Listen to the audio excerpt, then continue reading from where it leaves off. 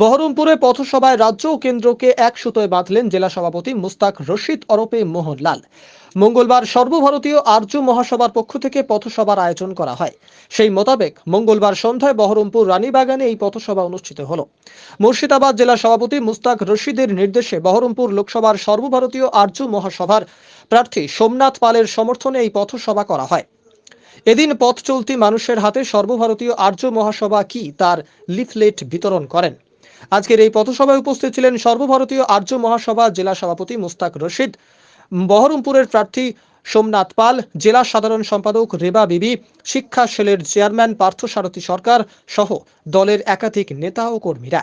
আজকের এই পথসভায় নেতা কর্মীদের উজ্জীবিত করার উদ্দেশ্যেই করা হয় বলে জানালেন জেলা সভাপতি মুস্তাক রশিদ। একটা ভোট কেন্দ্রে বচসা এবং সেখানে ধাক্কাধাক্কি পর্যন্ত হয়েছে, কীভাবে দেখছেন? দেখুন, যেমন তৃণমূল কংগ্রেস এবং বিজেপি, এটা হচ্ছে ওদের, এখন এটা দেখতে হবে। আমি আপনাদের মুখে শুনলাম এবং আমি কিছুটা খবরে দেখেছিলাম, এবং তার আগের ঘটনা কি ঘটেছে আমি সেটা জানি না। কারণ হচ্ছে এই যে বললাম না একটু আগে, যে হাতাহাতি সৌজন্য অসৌজন্যের যে একটা রাজনীতি চলছে, সেই হাতাহাতিটা করা কাম্য না। একটা প্রার্থী তারও সে হাতাহাতি করতে যাওয়া ঠিক হয়নি। সেখানে তার জন্য কেন্দ্রীয় বাহিনী আছে, তার জন্য প্রশাসন আছে, তার জন্য নির্বাচন কমিশন আছে। সেটার উপর অভিযোগ করলে আমার মনে হয় ভালো হতো। আর যিনি তৃণমূলের যিনি নেতা, তারও এটা ঠিক হয়নি। কারণ হচ্ছে কি পরিস্থিতির মধ্যে হয়েছিল সেটা তদন্ত করে দেখুন নির্বাচন কমিশন। বিভিন্ন জায়গায় একের পর এক, আজকে সকালেও বোম পড়ে, সাগরপাড়ায় বোম পাওয়া যাচ্ছে। সেটা তো বললাম, কারণ হচ্ছে নির্বাচনের দিন বলে নয়, কারণ হচ্ছে বেশ কিছুদিন ধরে আমরা দেখছি, বিশেষ করে বাংলায় তথা বিশেষ করে মুর্শিদাবাদে, সেখানটায় কিন্তু আমাদের বোম বিভিন্ন জায়গায় পাওয়া যাচ্ছে, বোমের মশলা পাওয়া যাচ্ছে। সেখানে আমরা খবরের মাধ্যমে দেখছি, আমাদেরও সেখানে আমরা জানছি। সেখানে তো তারপর আবার ভোটের দিন আসছে, সেটা তো পুলিশ প্রশাসন এবং কেন্দ্রীয় বাহিনী যৌথভাবে যদি ঠিকঠাকভাবে যদি তদন্ত করে দেখে, তাহলে অনেক কিছু রেজাল্ট পেয়ে যাবে। কারণ এটা এই জিনিসটা তো ঠিক না। কারণ এত ভয় ভীত সন্তুষ্ট করার কি আছে? আরও তো অন্য রাজ্যে ভোট হচ্ছে, কোথাও অন্য রাজ্য থেকে তো কোনো অভিযোগ আসছে না। তা আমাদের এখান থেকে কেন অভিযোগ আসছে? আমাদের বাঙালি হিসেবে আমাদের কাছে এটা খুব খারাপ লাগছে, আর কিছু না।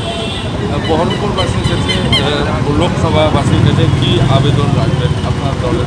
লোকসভাবাসীর কাছে আমাদের একটাই আবেদন, যে আপনাদের তীব্র দাবদাহ চলছে আমাদের, আপনারা সকাল সকাল এসে আপনাদের নিজের ভোট নিজের সুনিশ্চিত করবেন, আর শান্তিপূর্ণভাবে ভোট হোক এটা চাইব।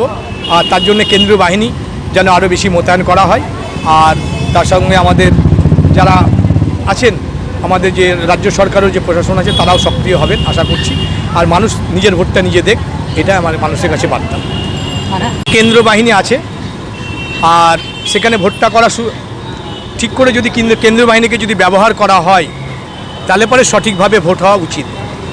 আর কোনো রাজনৈতিক দলকে বা প্রার্থীকে যদি কেউ গো ব্যাক স্লোগান দেয়, সেটাও নির্বাচন কমিশনে দেওয়া উচিত। কারণ হচ্ছে আজকে ভোটের দিন, সেখানে তার অধিকার আছে, সে তার নিজস্ব নির্বাচনী এরিয়ায় নির্বাচনী প্রচারে সে নির্বাচনী এরিয়ায় যেতে পারে। সেখানে এটা সৌজন্য রাজনীতির অভাব আমি একটু আগেই বললাম। কারণ সে যে মানুষের সেই সৌজন্যতা বোধ হারিয়ে ফেলেছে।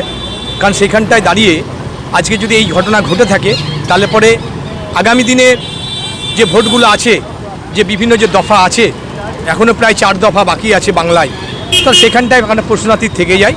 তা সেটা উচিত নির্বাচন কমিশনকে, ভারতবর্ষের নির্বাচন কমিশনকে আরও সক্রিয়ভাবে, আরও কেন্দ্রীয় বাহিনী করে, এবং সেখানে আমার মতামত বলে শুধু বুথে কেন্দ্রীয় বাহিনী দিলে হবে না, বিভিন্ন পাড়ায় পাড়ায় ভোটের দিন কেন্দ্রীয় বাহিনী আরও মোতায়েন করা উচিত। আজকে যদি লিডার বসতে যায়নি, কোথাও দেখা গেল সিপিএম প্রার্থীকে দেখে গো ব্যাক স্লোগান, আবার কোথাও দেখা গেল ঈদ বৃষ্টি। আগামী 13 তারিখ 14 দফা নির্বাচন, আপনাদের প্রার্থীরা লড়াই করবেন। এই যে এরকম একটা পরিস্থিতি, প্রশাসন কি আবেদন রাখবেন? দেখুন, সুস্থভাবে ভোট করার সম্পূর্ণ দায়িত্ব হচ্ছে ভারতবর্ষের নির্বাচন কমিশনের।